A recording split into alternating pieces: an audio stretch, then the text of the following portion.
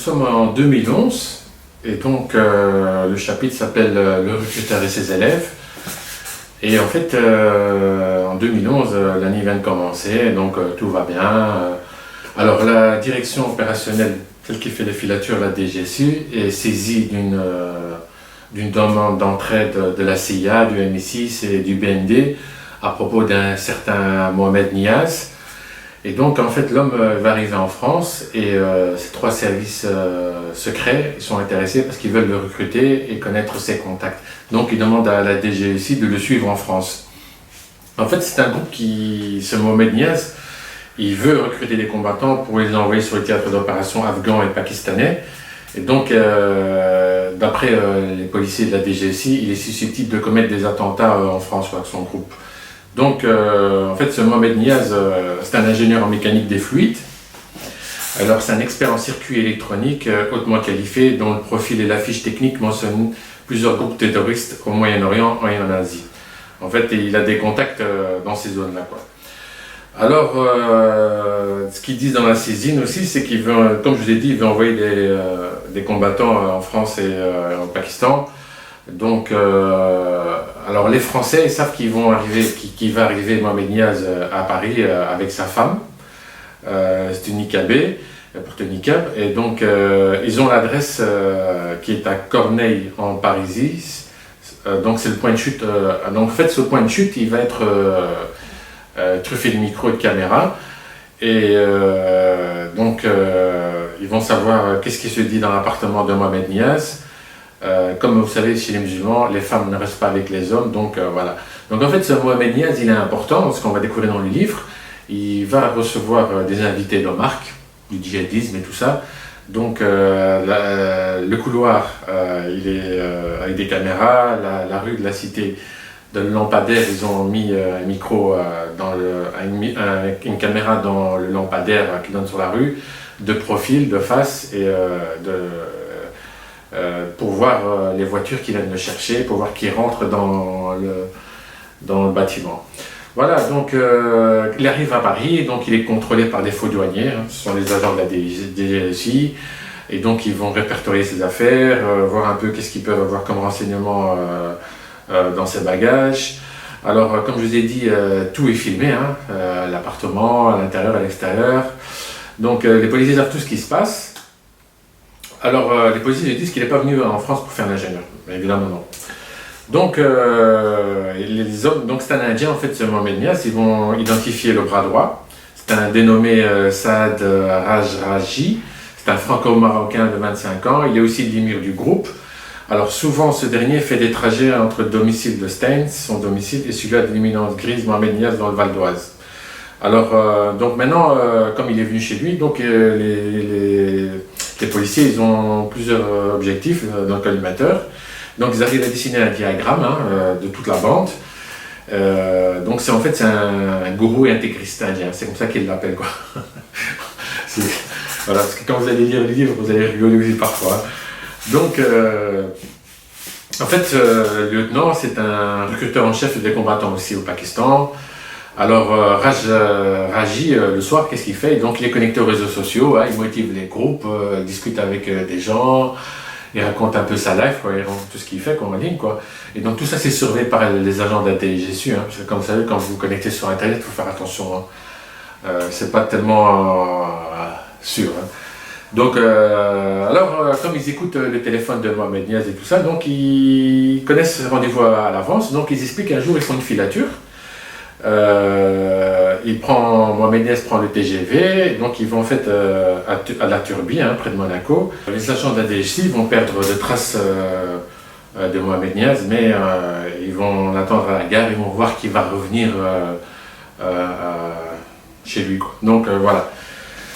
Alors, comme ils comprennent pas très bien les policiers la démarche de Mohamed Niaz, donc pour les policiers, ils voient aucune plus-value d'envoyer des mecs de banlieue parce qu'en fait les policiers se disent que c'est pas normal, quoi, qu'ils viennent ici pour recruter, parce que quand les policiers ils racontent en fait dans les livres que quand ils reviennent d'Afghanistan, ils sont malades, ils sont maigris, Les conditions dures sont très dures là-bas et ils déchantent assez vite. C'est-à-dire qu'il y en a qui abandonnent parce que l'Afghanistan, le Pakistan, c'est pas l'hôtel Ritz, hein, comme chez nous à Paris. On est bien, on mange, on est grassouillé, on bouffe des kebabs, on va au McDo, voilà quoi. Donc c'est ce qu'ils disent, c'est qu'on fasse ça quoi. Qu'est-ce qu'ils vont foutre en Afghanistan les Français quoi. Mais en fait, bah oui, bah, c'est son taf de Mohamed Niaz d'envoyer des jeunes Français là-bas quoi. Donc un jour, donc ils racontent qu'ils ont couvert un rendez-vous entre le sergent recruteur Raj Raji et Fritz Joly Joachim, hein, donc un proche de Kouachi. Donc en fait Fritz est conduit, et il explique que son groupe, avec les frères Kouachi, est plus au point et que dans quelques mois plus tard, en fait ce groupe va commettre l'attentat, enfin un meurtre à l'attentat chez Charlie Hebdo quoi, le magazine quoi. Donc on est déjà dans les prémices de Charlie Hebdo quoi. Donc là, voilà quoi, ils sont déjà en train de discuter ça quoi. Et donc on va aussi enregistrer une conversation entre Niaz et Joachim.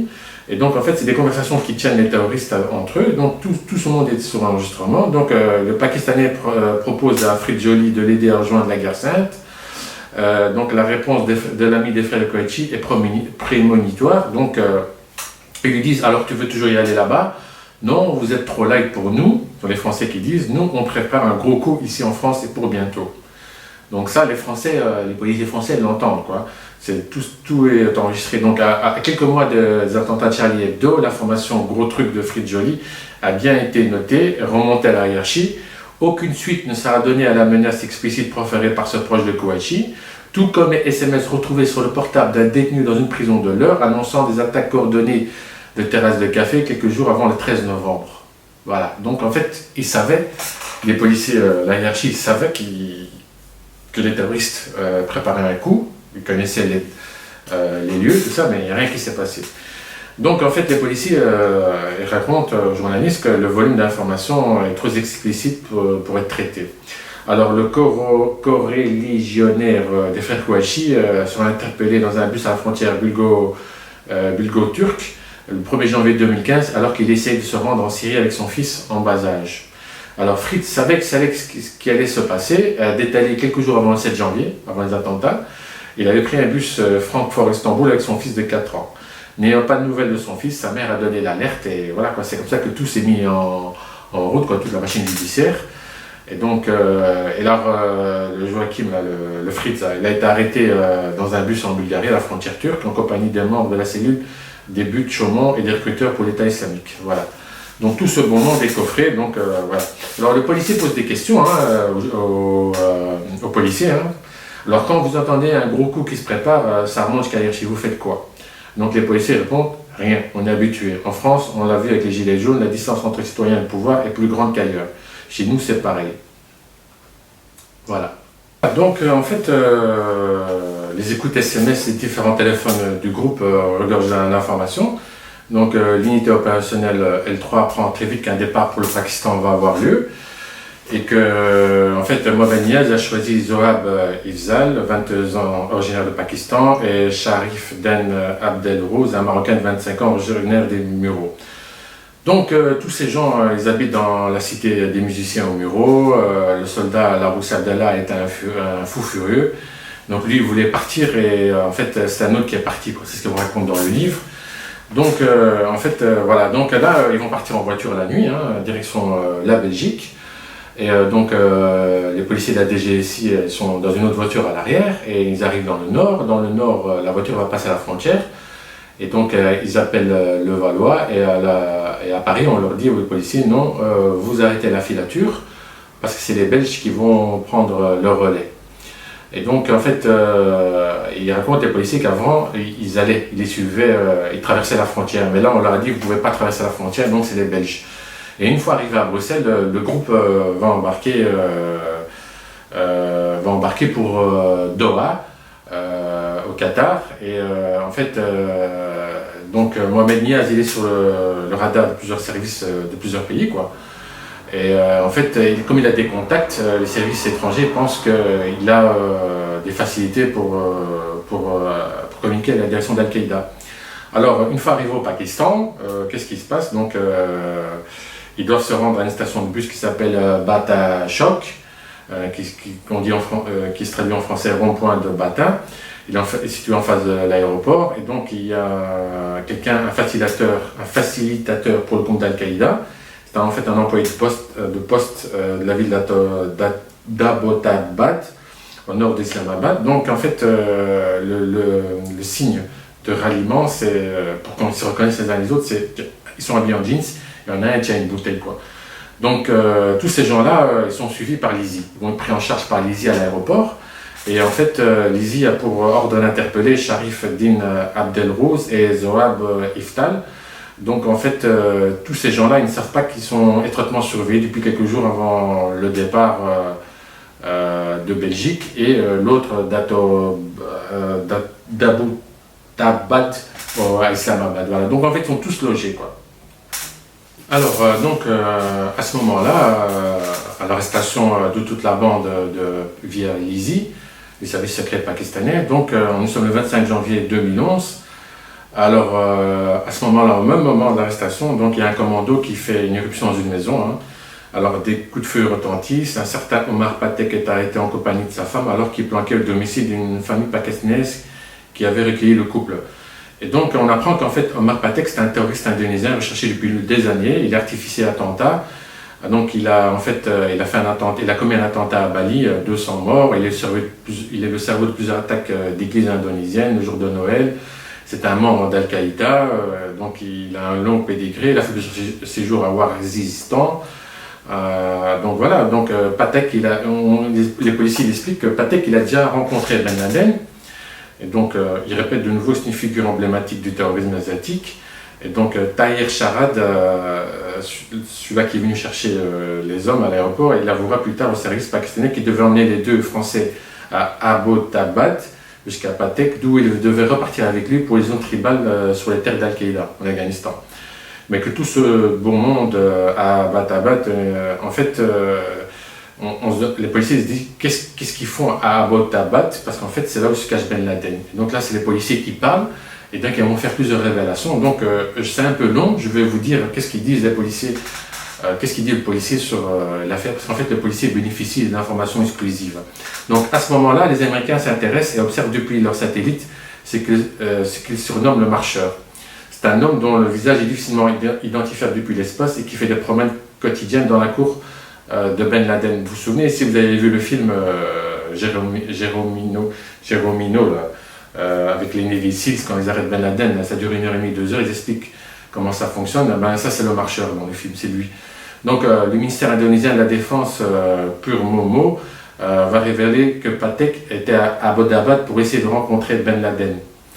Son collègue Ansiad Mabri, chef des services secrets indonésiens, annonce avec malice: Patek a été utile aux Américains. Il les a guidés jusqu'aux autorités de Ben Laden.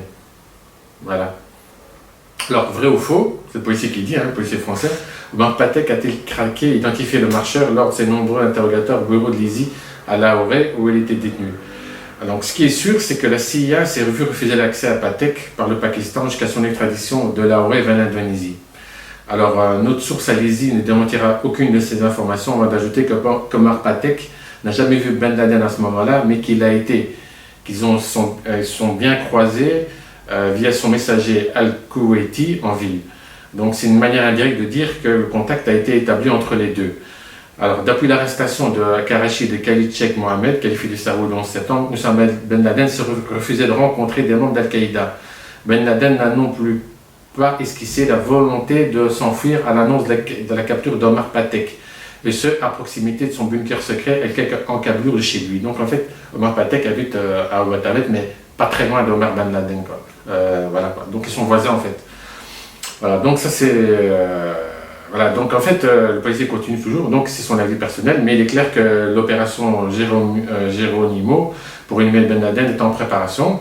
Donc en fait, ils expliquent les Français que les Américains, ou les Pakistanais, je ne sais pas qui, ils avaient déjà coupé les arbres autour de la maison de Ben Laden pour les hélicoptères.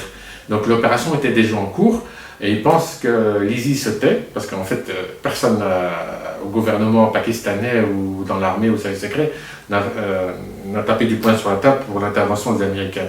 Donc les policiers pensent que l'ISI était de mèche avec les Américains sur ce coup-là, quoi. Alors, en fait, donc ils expliquent les Français que pour les Américains, il est hors de question d'avoir une interférence, quelle que soit, autour de la priorité numéro 1 des Américains. Donc, c'est l'arrestation et l'assassinat de Ben Laden. Donc, il ne faut pas que quelqu'un vienne dans l'entourage de Ben Laden, foutre la merde, lui avertir de quoi que ce soit. Donc, tout ce qui s'approche de près ou de loin de Ben Laden doit être hors d'état de nuire. Voilà, donc en fait, les Américains tiennent à leur opération, donc ils ne pouvaient pas se permettre possible de contact, comme ils expliquent avec Al-Kuwaiti, avec l'extérieur. Donc à ce jour, personne ne sait qui et combien d'agents d'ISI étaient au courant de la présence de Ben Laden à Abbottabad. À quelques semaines d'opération, il régnait un climat de suspicion du côté américain. Tous ceux qui se dirigeaient vers la maison, vers des proches de Ben Laden, artificiers, indonésiens, employés de poste, étaient ramassés en douceur en prévision de l'opération. Donc ça veut bien dire que l'ISI était dans le coup ici. Pour ce qui est de nos Français, Abérouz et Ifzal, ce sont des dommages collatéraux. Mais visiblement, leur chef de cellule envoyé en France, Mohamed Niaz, connaissait du monde au Pakistan. Donc là, ils ont compris, les Français, après, quand ils s'est fait arrêter, que c'était pas n'importe qui.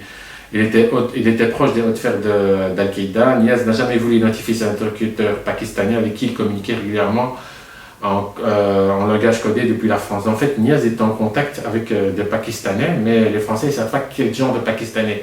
Est-ce que c'est ceux de l'ISI, est-ce que c'est ceux d'Al-Qaïda ou des complices? On ne sait pas. Voilà, donc moi je vais arrêter là parce que c'est vraiment très très long. Voilà, donc je vous invite à bien lire le chapitre numéro 2 parce qu'il plonge vraiment dans les arcanes d'Al-Qaïda avec des informations exclusives. Moi je vous ai donné quelques-uns, mais il est vraiment très très prenant. Moi je l'ai lu. Mais vraiment, le chapitre 2, il est long, il est très intéressant. Je vous invite à lire le chapitre 2 parce que vous allez vraiment plonger dans les affaires. Il y a beaucoup de choses qui vont se dire dans le chapitre 2 sur d'autres sujets. Et donc, voilà, moi je vais arrêter là et je vous retrouve au prochain chapitre.